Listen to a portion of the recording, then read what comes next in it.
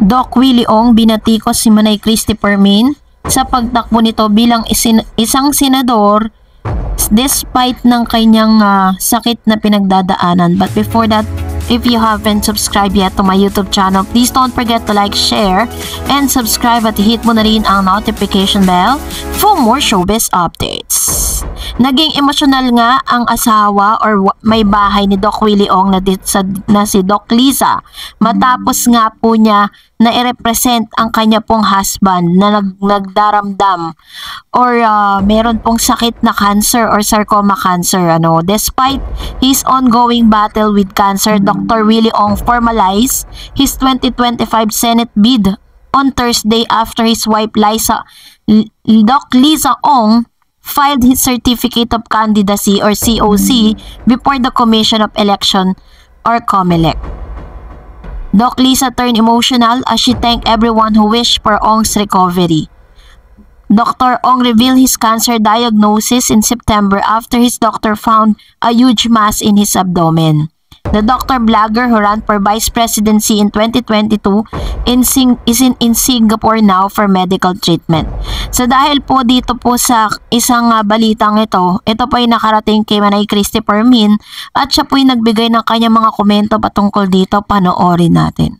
Pag-uusapan na alam po namin na pinag-uusapan nyo na rin at ng buong bayan yung pong planong pagkandidato ni Dr. Willie Ong para senador. Umuwi na po ang kanyang misis dito na nag-file ng kanyang COC. Marami po ang nababahala, naaalarma. Lahat tayo ay nananalangin para sa kaligtasan ng kanyang sitwasyon. At inamin po niya nung unang vlog niya na ang dahilan daw po ng kanyang pagkakasakit ay ang bashing na tinanggap niya nung nakaraang eleksyon ng siya ay kumandidatong vice president kay Yorme Isko Moreno. Ang payo pa niya, huwag kayong magbabasa ng mga bashing sa social media dahil siguradong masasaktan kayo, babagsak ang inyong immune system, magkakasakit kayo. Ano nangyari ngayon? Yan, yung sinasabi niya ngayon, parang bakit ganun, bumabalik ibinabalik na rin pilit na dapat umaalis niya sa doon kasi dito nga siya nadapa doon dito siya nagkaroon, nagka-trigger siya sa bumangon. Correct. Ikaw, anong opinion mo? Ayun, wala siyang ginawa, kundi nilunok niya ang pinagsasabi niya.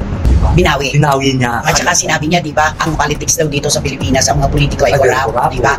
Napakatindi ng bitterness ni Dr. Willie Ong kasi yun naman ang kanyang nararamdaman dahil naranasan niya yun, ibinibigay po natin sa kanya yung katwiran at opinion na ganyan. Pero mas marami pong Pilipino ang nananalangin para sa kanyang sitwasyon, hindi ang matanggap siya bilang politiko.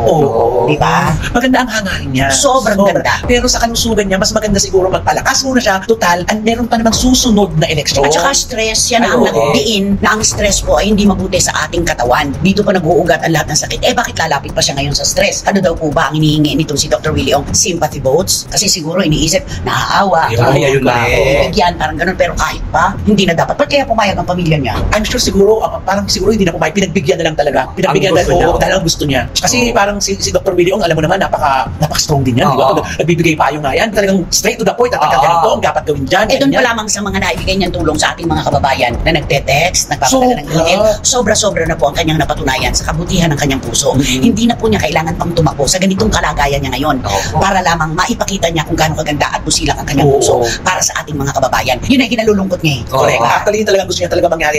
Ilalaban niya to, bahala na ang Diyos, naniniwala siya na magkakaroon ng himala at maipapanalo niya to dahil maganda ang kanyang adhikain sa bayan. Nagbigay nga ng payo itong si Manay Christopher Min kay Doc Willie Ong na parang sinasabi niya sa kanya pong updates na ginagamit daw di umano ni Doc Willie Ong ang kanyang pagkakasakit to have a sympathizer or to sympathize para po makihingi ng simpatsya sa lahat ng mga botante sa Pilipinas. At sinasabi niya dito nga parang this is not the right time for Dr. Willie Ong na tumakbo bilang isang senador dahil po sa kanyang kalagayan. Ito pa po panoorin natin. Hindi siya sa paghamong nito. Ang siya ay gumaling. Hindi ang makita natin siya sa entablado na nag-iikot para humingi ng boto sa ating mga kababayan. Para ng mga At saka di ba talaga natin tatakbo sa magsisimula ang campaign. Anong gagawin niya? Kasi nasa hospital siya, nagpapagamot siya. Di ba? Siyempre wala siyang aasa lang siya sa social media. Dito mo makikita kung gaano katindi ang malasakit at pagmamahal kay Dr. Willie Ong ng mga Pilipino. Halos lahat po, sinasabi na namin, kumukontra. Kung maaari, ay magpagaling na lamang siya, magpalakas siya ng kanyang katawan at wag na uling pilitin pang makaranas ng mga stress na magpapahina sa kanya. Correct. Diba? Tama. Sayang naman kung ganitong kakandidato na naman siya, masasaktan na naman siya, ang kanyang sakit madadagdagan na naman. Diba? Hindi niya alam yung araw-araw na pressure na ito pag gumulang ng eleksyon at kampanya. Hindi niya alam kung paano niya i-dictate ang mga sitwasyon. Yun ang Ang dami tuloy nag-iisip na yung botong ng simpatya, yun ang kanyang inaasahan. Marami naman na nagsasabi na baka naaapektuhan na si Dr. Willie Ong ng mga gamot gamot na iniinom niya at ng mga proseso na pinagdadaanan niya dahil sa kanyang sarcoma cancer. Pero ang sabi niya, lumiliit na raw ang kanyang cancer. At maraming salamat naman kung ganun po. At ganyan na lumiliit, ipagpatuloy na sana yung ganitong sitwasyon. Huwag nang pumasok pa sa mundo ng politika na minsan pa na magbibigay sa kanya ng matinding sama ng loob. Iwas sa stress, Dok. At saka yung mga panalangin po, pahalagahan natin. Huwag nating babaliwalain kasi kusa po yung binibigay na panalangin sa inyo ng ating mga kababayan. Pahalagahan natin yun. No? Importante yun, ang panalangin ng mga tao. Of course, totoo yan sa ganitong sitwasyon. Sabi nga, di ba, natututo lang daw tayong tumingala kapag nakadikit na ang ating likod sa lupa. Parang ganun.